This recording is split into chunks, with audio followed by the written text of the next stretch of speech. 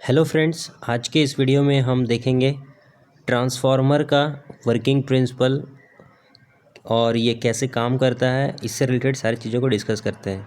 तो दोस्तों, ट्रांसफार्मर जो होता है ये एक स्टैटिक इलेक्ट्रिकल डिवाइस है।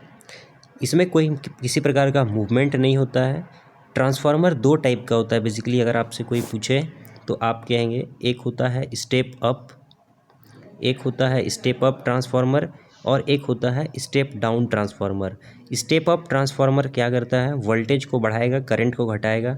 स्टेप डाउन ट्रांसफार्मर क्या करता है, वोल्टेज को घटा के करंट को बढ़ाता है।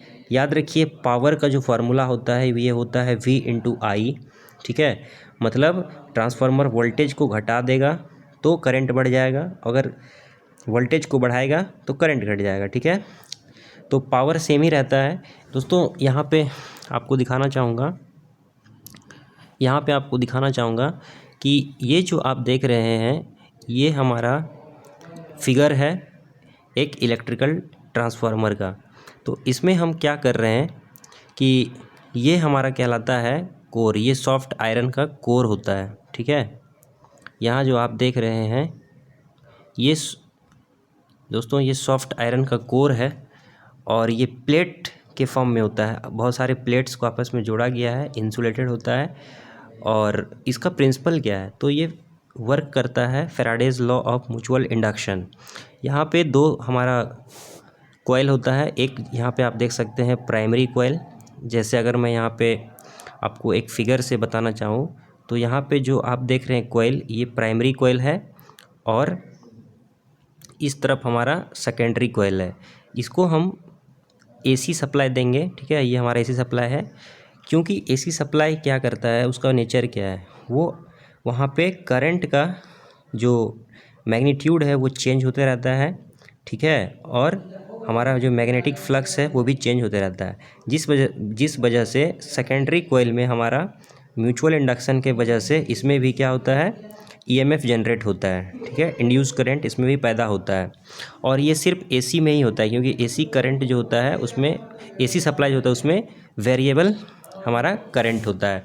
तो इस वजह से हमारा, अगर आप वेव देखेंगे अल्टरनेटिंग करंट का, तो इस तरह से हमारा इसमें बनता है, ये पॉजिटिव नेगेटिव पॉजिटिव नेगेटिव। ठीक है, मैग्नीट्यूड और डायरेक्शन को चेंज कर रहा है, जिससे हमारा, ठीक है, वेरिएबल मैग्नेटिक फ्लक्स भी बन रहा है।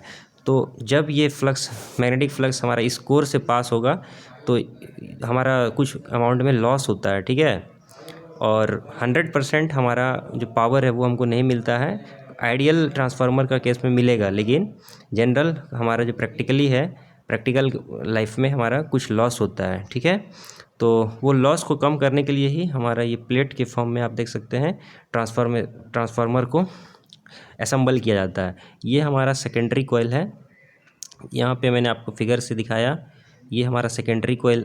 ठीक है, तो इसमें होता क्या है, देखिए, जो प्राइमरी कॉइल है, मैं आपको क्लियर दिखाता हूँ। जो हमारा प्राइमरी कॉइल है इसमें नंबर ऑफ़ टर्न्स और सेकेंडरी कॉइल में नंबर ऑफ़ टर्न्स कैसे डिसाइड होगा, तो ध्यान रखिए, जब आपका स्टेप अप ट्रांसफार्मर होता है तो number of turns in secondary coil वो आपका ग्रेटर देन होगा number of turns in primary coil.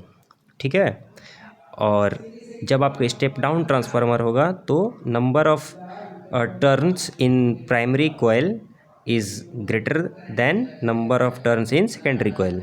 तो ये डिपेंड करता है कि आपका टाइप ऑफ ट्रांसफार्मर क्या है। ठीक है, तो यहाँ से एक फार्मूला भी आप अगर देखना चाहें तो जो हमारे सेकेंडरी कॉइल में जो वोल्टेज आ रहा है वो Vs by voltage in primary coil is equal to current in secondary coil by current in primary coil. तो देख रहे हैं voltage in secondary coil and current in primary coil inverse relation है। मतलब अगर वोल्टेज बढ़ रहा है तो करंट घटेगा, लेकिन पावर क्या होता है, P=V/I। तो ये हमारा सेम रहेगा। बात समझ में आया?